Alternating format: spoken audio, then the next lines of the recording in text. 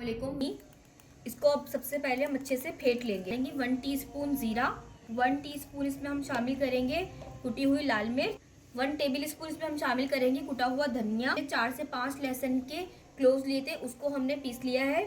ये देखें, जो हमने चने बॉयल किए थे उसका जो पानी बचा था वो इसमें हम शामिल करेंगे। 1 टीस्पून दही बड़ा मसाला, हाफ टी स्पून इसके अंदर हम शामिल करेंगे नमक। रख देंगे साइड के ऊपर। बड़े का मिक्सचर बिल्कुल रेडी है।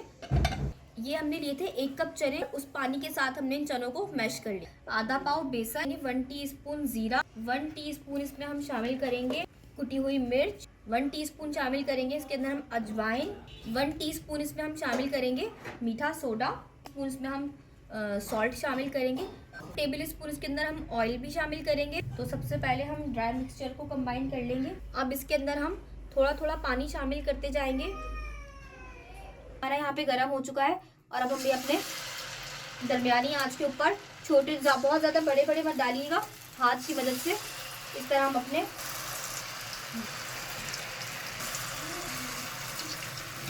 हमारी फुल्कियाँ बिल्कुल हो चुकी हैं।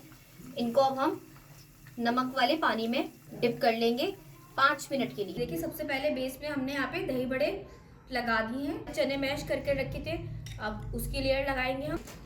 यहाँ पर हमने आलूओं को बॉईल कर लिया था और उसको हमने क्यूब्स में कट कर लिया था। अब हम आलू की लेयर लगा दी। अब हमने जो दही का मिक्सचर रेडी किया था, अब हम वो सारा हमारे दही बड़ों के ऊपर वो ड्रिजल कर देंगे। यहाँ पे प्याज को स्लाइस में कट कर लिया था, अब हम यहाँ पे प्याज को इस तरीके से ऊपर से डाल देंगे।